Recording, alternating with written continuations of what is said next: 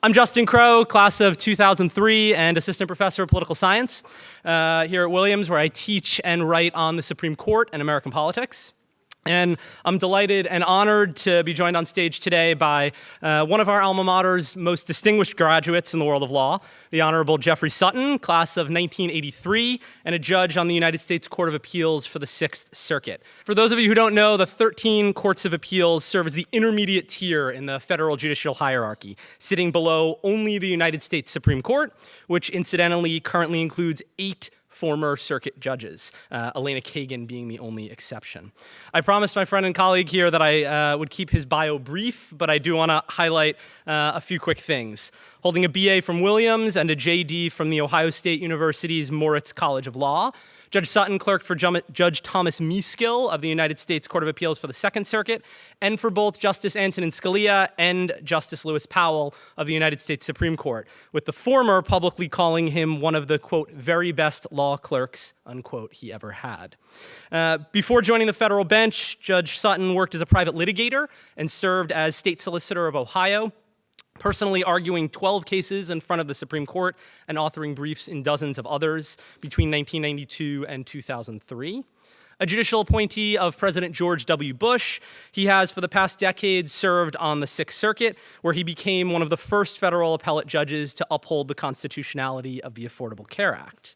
And undoubtedly more important to him than anything else I've said, Judge Sutton is the proud husband of a fellow Williams alum, class of 1984, I believe, and the father of 3 children, including 2 current Williams students, one of whom is spending the summer at the Supreme Court as an intern in the office of the counselor to the Chief Justice. And I say this not for his fatherly pride, but for my professorial pride, because I had the pleasure to teach Nathaniel 3 times over the past 2 years, including constitutional law. So I hope you will join me in welcoming Jeff Sutton back to Williams, and I hope you enjoy the next hour or so as much as I do.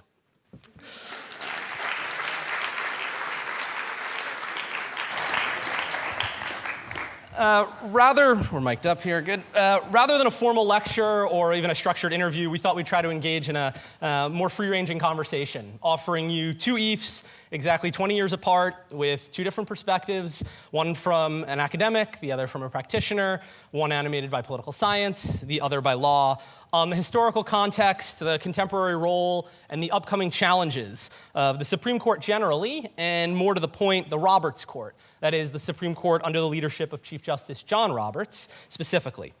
We're going to try to keep this sort of fresh and lively and to reserve some time for questions at the end. So if there's anything you want to ask us about, we very much hope you will do so. And I will note that I woke up with a really bad stiff neck this morning, so if you see me grimace or I look pained, that is the one and only reason why. What's my explanation? I couldn't tell you. I thought we'd begin with the past, with some consideration of the Roberts Court in the context of recent history. One of the things that's been striking about the Roberts Court, especially in comparison to its immediate predecessor, the Rehnquist Court, is changing membership. The Rehnquist Court was remarkably stable, with the same 9 members serving on the court from Stephen Breyer's appointment in 1994 to William Rehnquist's death in 2005, 11 full years. In 3 fewer years, the Roberts Court has seen far more activity, with Roberts replacing Rehnquist, Samuel Alito replacing Sandra Day O'Connor, Sonia Sotomayor replacing David Souter, and Elena Kagan replacing John Paul Stevens. And on the one hand, people would say these changes haven't fundamentally altered the picture of the court as an institution. It still has a 5-4 split with 5 justices to the right and 4 justices to the left. But on the other hand, it's not clear to me that this isn't a very different and perhaps much more unpredictable court than what we'd seen. So I'm curious, Jeff, about what you think about what these new members have meant for the court. How might they have differed from their predecessors? How have they altered the court's style, the court's jurisprudence? Well, I'd say the key trade that might be making a difference is the Alito for O'Connor. I would say on criminal issues, Justice Alito is more conservative than Justice O'Connor. I would say on social issues, he's likely more conservative than she is. I think 5 years ago, I would have said that Justice O'Connor cares a lot more about federalism than Justice Alito does. And I would have said the same thing about Rehnquist versus Roberts. Roberts and Alito are both creatures of Washington, D.C. for the most part. They worked for the federal government. Rehnquist and O'Connor came of age in the States. They were both from Arizona and much more sensitive to states' rights. But after the healthcare case last year, I'm not sure that's still true. So I think the key trade there would be Alito for O'Connor. So I would say, on balance, it's a more conservative court. But the one thing that might cut slightly the other way is Justice Kagan. She's going to be a really fascinating figure to watch. First of all, she's very bright. She's a wonderful writer, but she's got an awful lot of charisma. To give you one example that might surprise you a little bit if you make generalizations based on ideology, she and Justice Scalia are very close. I wouldn't even be surprised right now if that's his closest friend on the court, even though he and Justice Ginsburg have been celebrating New Year's for about 40 years together. And I think the reason they like each other, they're both witty, in fact, kind of can be wise guys off the record. They love to write, and they just have a high regard for each other. It may have started, apparently, during her confirmation process. Some senator from out west told Justice Kagan that he was very concerned about her sensitivity to guns rights and the fact that she was from New York City, probably not a lot of exposure to that issue there, educated, lived along the East Coast, and just concerned that she didn't understand what people in the Midwest might think about gun rights. And she said, well, you know what, I'll make a commitment to you. If I get confirmed, I will go on a hunting trip with Justice Scalia. Well, needless to say, she didn't make this public, but she did get confirmed, and she's a woman of her word, and she went to Justice Scalia afterwards and told him this story, and he said, perfect. And so they've now gone, it's at least 4 hunting trips. They started with birds, they've done big game. When she told me this story in front of a conference of Sixth Circuit judges, I must say she does not look like a hunter, so I'm generalizing a little unfairly. So when she told me she'd shot her first bird, I had to ask her whether it was flying. And she paused a little bit, but did confirm that it was in flight. But my point is so she replaced Justice Stevens, so they're both equally bright. Doctrinaire is not always thought of as a kind word, but I think of Justice Stevens as a little more doctrinaire than Justice Kagan, and she seems a little more willing to think openly about some issues that perhaps a liberal appointee might not always have thought openly about. And as a result, I think she's gaining a lot of credibility with conservatives. On the other side, in terms of pragmatism, being non-doctrinaire, I'd say Roberts is the same way. He and Rehnquist are a lot alike. He clerked for Rehnquist, so that obviously helped in his development. But what's distinguishing about Roberts to me is he came of age as a Supreme Court advocate. People say he was one of the best advocates of his generation. He was the best advocate of his generation. I don't think there's been a better advocate since John W. Davis. I mean, he was just a fantastic lawyer, won liberal results, conservative results. And I think as an advocate, he sees his role now as chief as issuing decisions that retain, increase the public credibility of the court. I mean, Chief Justices are always care about the credibility of the court, but it seems to me, and this may explain his health care decision, I know he cares more about it than Rehnquist, who was not an advocate before the court, but I suspect he's going to be a very difficult guy to predict going forward. Although, at the end of the day, he's still a conservative guy. I mean, his politics, his worldview, they're conservative. I can't deny that. But what he does in individual cases and how he construes the Constitution in difficult cases, I think are going to be quite difficult to predict over the long haul. Yeah, I mean, I think there's a couple interesting things in there, and I want to come back to Chief Justice Roberts in a minute. But the one thing you get with new membership is that a lot of these judges are encountering issues on which they don't necessarily have a paper trail, on which they haven't necessarily thought about, and they're encountering them in a different way. And over a period of time, you see, by the end of Justice Stevens' time on the court, which lasted, Justice Stevens was a Gerald Ford appointee, so lasted a fair amount of time, he was fairly predictable in where he was going to go. Not that that was always sort of doctrinaire on the left. There were some issues involving the military, involving flag burning, on which Justice Stevens sort of ended up on the other side. But over a period of 10 or 15 or 20 years, they begin to develop sort of predictable patterns, a lot of them. And when you get new members who haven't encountered these sorts of things, it's hard to know where they're going to go. It's been, I think, people were uncertain whether Justice Sotomayor would be a sort of liberal, progressive champion, or whether she would be more moderate. There were sort of signs on on both sides. I mean, the other thing you mentioned that I wanted to bring back up also is, the switch from Alito to O'Connor and Rehnquist, or Alito for O'Connor and Roberts for Rehnquist is, as you said, these are, Alito and Roberts are very pro-executive power, pro-governmental power justices in a way that Rehnquist, even though he worked in the Justice Department, and O'Connor were not. I think the Westerner thing is a big part of that. But just as people have talked about sort of conservatism becoming big government conservatism in the latter part of the 20th century instead of small government conservatism, I think there's some of that in those judges as well. The interesting thing about Kagan, which you hinted at, Jeff, is Kagan, who was before being appointed to the court, was the dean of Harvard Law School, where she earned widespread acclaim from both the left and the right for running a really fair and balanced has other connotations in this world today, but fair and balanced law school, hiring people from the left, hiring people from the right, known as a real bridge builder. And so this is, I think Justice Stevens was not that, most accounts would say by the end of his time on the court, and that Justice Kagan, besides having this sort of wit and the intellectual capability to go toe-to-toe with Justice Scalia, is someone who I think will make the sort of role that used to be played by Bill Brennan, to sort of walk down the hallway and try to convince other people and get them on board, whether that's Anthony Kennedy or someone else. But you mentioned Chief Justice Roberts, and that's undoubtedly, I think most people would think, the most important personnel change that we've seen on the court. As you mentioned, Roberts clerked for Rehnquist earlier in his career, and Roberts has been fairly explicit, unusually explicit, some might say, about his vision for the court, right? About how his sense of the court, about how the court should operate, both internally as an institution, trying to minimize dissent, trying to minimize 5-4 rulings, and also how it should fit in the scheme of American government more broadly. And for me, that makes Roberts a really, really interesting figure. And so I wondered about your sort of take on him, on his mode of leadership, on his institutional commitments, on his understanding of judicial role and judicial power. Right. So, one thing that's going to be really fascinating to watch going forward is the Roberts-Kagan relationship. So you would have defined the Rehnquist court on big cases as lots of 5-4 splits. Very predictable kind of block voting. And the question under Roberts is whether they're going to avoid that pattern and whether they're going to be able to have more 7-2, 6-3, 8-1, 9-0 cases. To the extent they avoid that pattern, I think it's going to be attributable to the relationship between Kagan and Roberts. There's something in it for both of them, right? I mean, if Kagan's willing to respect Roberts' position, say, boy, what's the point of being the fourth dissenter in this 5-4 case? I can go along with the chief, it becomes 6-3, maybe it turns in 7-2, but the next time around, when it's 5-4 our side, the chief might say, well, what is the point of making this a 5-4 case?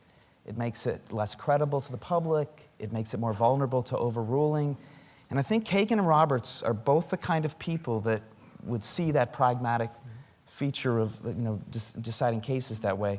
The other thing with Roberts, and you saw this with the health care, and this is a big schism in the conservatives. So people of my age, and Roberts is about 6-7 years older, these so-called conservatives, forgive me, but judicial conservatives came of age thinking that, wow, the federal courts are involved in a lot of major issues in American life. And to the extent there was a feature of most people from that generation's judicial philosophy, it was about deference to the political processes. I'm not inviting a value judgment. I'm telling you that's the Roberts perspective, and I think that was the perspective of most conservative judges, academics that came of age in the 80s.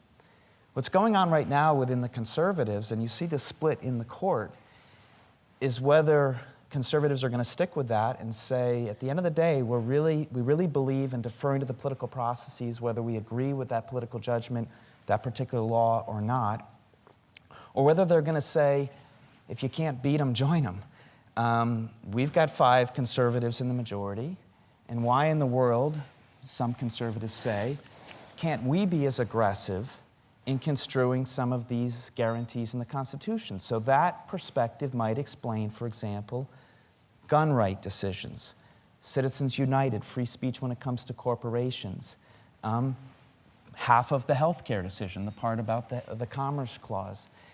I can't emphasize enough what a schism that is within the conservatives, and I can't tell you which side of that John Roberts is going to end up on. I can tell you of the 5 conservatives, he is the one that I think believes the most in deference. Oddly enough, the person whom everyone thinks of as the key swing vote in all these cases, is probably the most aggressive interpreter of the Constitution of all 9, Justice Kennedy. So Justice Kennedy, at his core, is a libertarian. He believes in using the courts to enforce constitutional guarantees, but broadly construing all of them, not just those that the Warren Court, for example, favored, but gun rights as well, corporate speech as well, health care, limits on the Commerce Clause. So that to me is a very serious schism. And I don't see that schism happening on the liberal side. Yeah. I see Justice Kagan and Justice Breyer as being very pragmatic and asking themselves, why dissent here and there? But by and large, that's not going on. Whereas on the conservative side, assuming no untimely deaths, people live out their normal lifespans, that's a really fascinating story to watch. I think that's totally right. I mean, I think the Affordable Care Act case of last year, NFIB versus Sebelius, is sort of part and parcel of so many of the things you're talking about. Perfect example, right? I mean, there's been lots of, as anyone who followed it or sort of followed the news around it knows, lots of controversy, lots of wondering about why it is that Chief Justice Roberts ended up siding with the liberals, right? And whether it's true that he originally wrote the opinion that came to be the dissent and then changed his mind later or not, that was a sort of point of division. And there were quotes in NPR and other places of, Chief Justice Scalia's chambers saying he's dead to us, now he's on his own. Whether you buy the salacious details and the drama, they're very interesting. They're very interesting. There's clearly something going on here, and I mean the interesting thing in that case was you had Roberts siding with the liberals to make it 5-4, but then on another element of it, not on the individual mandate, but on the Medicaid expansion, right? Breyer and Kagan give Roberts votes 6 and 7, right? So I mean, not that it was a sort of quid pro quo horse trading situation, but I think that's very much what you were talking about. There's a sort of sense that, well, why are we going to do these 5-4? We can sort of throw him a bone. I don't know if he's convincing them, if they're horse trading or what. I'm not making it out to be sort of tawdry low politics here, but there is a sense from Chief Justice Roberts that he has that restraint, which ties into something else that he's long said, that he believes the judges' role is as umpire to call balls and strikes, and he doesn't believe, he says, in a defined constitutional theory or constitutional philosophy. Justice Scalia, believes in originalism or in textualism sometimes. Justice Breyer has his vision of active liberty. Different people have had different visions at different points, and Chief Justice Roberts has been pretty explicit about the fact that he doesn't sort of adhere to one way of interpreting and reading the Constitution, and that different cases are going to call for different methodologies, and he's going to go with that. And more than anything else, protecting the integrity of the court, protecting the credibility of the court, which does sort of reveal this, are conservatives going to strike things down? Are we going to have a new era of conservative judicial activism, or is there going to be some pullback against that? And I think you're 100% right that division, that schism doesn't exist so much on the left. I mean, to sort of move us to the present a little bit, another place in which we see some differences between this court and the prior court, or a sort of evolution, is on the issue of federalism.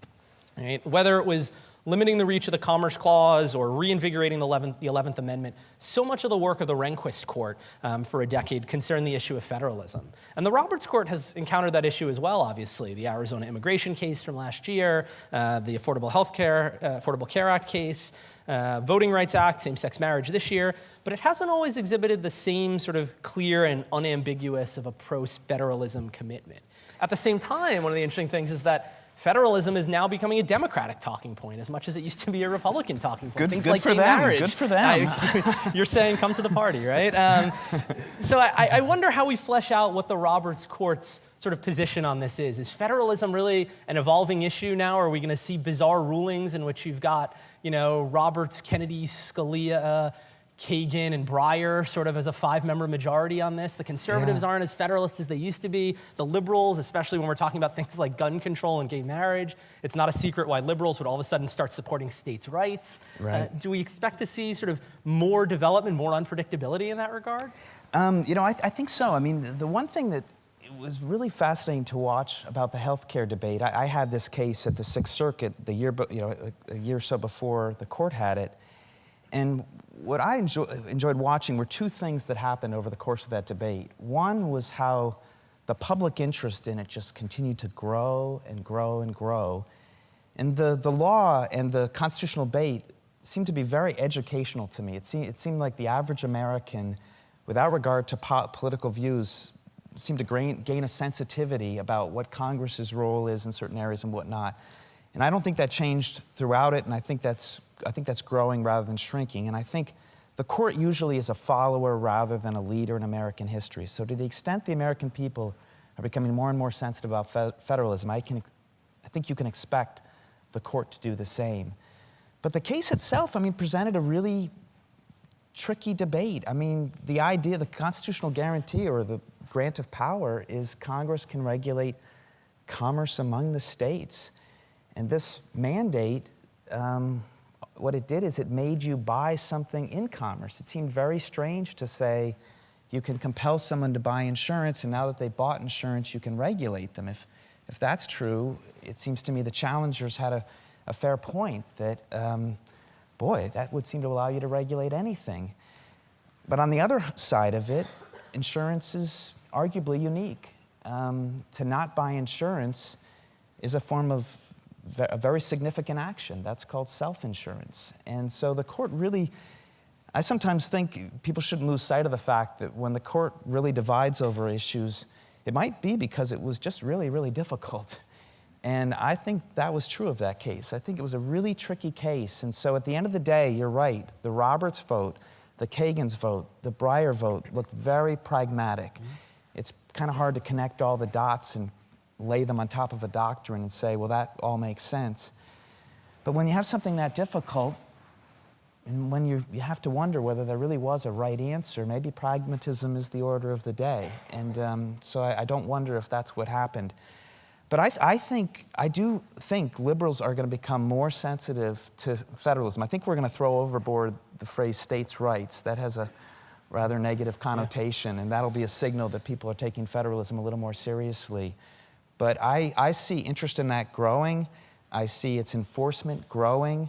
The Chief Justice issued a decision just a couple weeks ago, it was a dissent, talking about how outrageous it was, the growth of the regulatory state, that the agencies in Washington basically regulate every corner of American life. And I think that is a theme that's going to grow politically, but I think it's also going to grow judicially. Yeah, the embrace of federalism by certain pockets of the left, I think, is a fascinating sort of development in American politics over just the last few years. Whether it's gun control or gay marriage, which are sort of the moments at which you're seeing this bubble over, there is a sort of movement among Democrats in certain quarters, both intellectual and sort of political or policy, to say, look, maybe nationalism isn't so great, right? Maybe, judicial power striking things down isn't so great. What if our national leaders are having trouble getting anything done? It's not a slight on them, but the system is designed not to get things done. And if you don't have to be that creative to figure out how to make that part of it work, i.e., which is to say nothing gets done. If I were to make a bold prediction, barring, God forbid, a national emergency, I think the great leaders in the next 20 years are going to come from the states, because you can do something. A governor can go to a state, it's a small enough jurisdiction that if you've got great ideas, some charisma, you can actually do something. You can be the most charismatic, brightest person in the world, and going to Washington, getting something done in the absence of a national crisis is very, very difficult right now. And one of the things that we're seeing, right, to sort of shift away from federalism a little bit toward some other stuff, one of the things we're seeing that's impossible to get done is it's impossible to confirm judges right now, right? It's impossible to talk about judges or courts or the Constitution without, and I hesitate to use this term, but sort of hyper-politicization, right? And you said before the attention to things like the healthcare case, right? Wide public attention. And this sort of increased attention to the judiciary has led to, I think, a sort of hyper-politicization almost to the breaking point. This isn't unique. Obviously, there were campaigns to impeach Earl Warren back in the 1960s, but whether it's things like extreme delays in the confirmation process, up to a year in some cases or more, the use of recess appointments to circumvent senatorial obstruction, the filibuster of nominees, not in what most people would consider extraordinary circumstances, but simply for not liking the policy positions of those nominees. And perhaps most salaciously and dramatically, the State of the Union kerfuffle a few years ago between Justice Alito's not true moment and Obama talking about Citizens United. Right? How, as a judge, right? As someone who went through the confirmation process and the searing experience that seems to be for everybody, how problematic do we see this as, and how might we resolve it, right? Just this week, President Obama sent 3 names up to fill seats on the D.C. Circuit, which is considered the most powerful circuit courts of appeals. No. Sorry. Did you see? Did you see that crick in my neck? Sorry about that. I didn't sleep well last night, but it's second most powerful court of appeals, I think is what you meant to say. Second, clearly, everything that goes on in Cincinnati is bingo. Is the most important. Well, I think I can join in the criticism and elaborate on it, and then in an odd sort of way justify what's going on. If you've got a crick in your neck, I've got scars on my back from my own confirmation experience, in a way of illustrating how much has changed in the last 30, 40 years. Justice Scalia got confirmed to the U.S. Supreme Court 98-0 in 1986. And Justice Scalia, in case you didn't notice, he's a real conservative. He has no doubts about how he views the law. He's an originalist. And that was a 98-0 vote to the Supreme Court. I'm trying to get confirmed to the lowly Sixth Circuit, apparently the third best court in the country. And I get through 52-41. It took 2 years to get through. Required a change in the Senate. I wouldn't have gotten through had the Senate not changed back to Republican hands. So the same thing has been going on, and it just gets a little worse every administration. The trend line is, there's no one that can say it hasn't gotten a little worse for each administration. And that seems terrible, and I would say, myself excluded, some of the very best people are either not getting confirmed, pulling out of the game, or barely getting confirmed, and the people that are getting confirmed are not the best people, to be honest with you. On the Democratic side, Caitlin Halligan, that didn't get through to the D.C. Circuit, she would have been a wonderful judge. She's terrific. Who was stopped only because, Republicans objected to the fact that she once, as an attorney for the state of New York, joined litigation suing gun manufacturers. Yeah, what they say and what they're really doing are often different things. I would say that was payback for Miguel Estrada. Right. Or maybe that was payback actually for Peter Keisler. Goodwin Liu was payback for Miguel Estrada. Which was itself payback for Elena Kagan the first time around. Bingo. Right? And John Roberts before that. In fact, not getting confirmed is one of the best things you can do for your career. Roberts... Do you want to go back and switch your vote to 4152 then? Well, I would take the money in a heartbeat, I'll tell you that. But that's a high hedge risk situation. So that's the one side of it. But now let me, in a sad sort of way, at least explain what's going on. I don't want to justify it because I think it's awful. It's very difficult to find an important issue in American life these days that is not running through the courts, and usually through the federal courts. And, American people aren't fools. If they see issues they care deeply about, you live in Montana, you care about gun rights, or you live in the South and you care about abortion rights, or same-sex marriage rights, whatever it happens to be, and you see the courts have the ultimate say on these issues, well, it stands to reason you're going to care about that. So you're going to start contributing money to groups that care about that issue, and those groups are going to get more and more engaged in really the same way in which bills get through Congress. Nominees get through with supporters and opponents, and these groups have just gotten stronger and stronger for, I have to say, legitimate reasons. This is the way it works.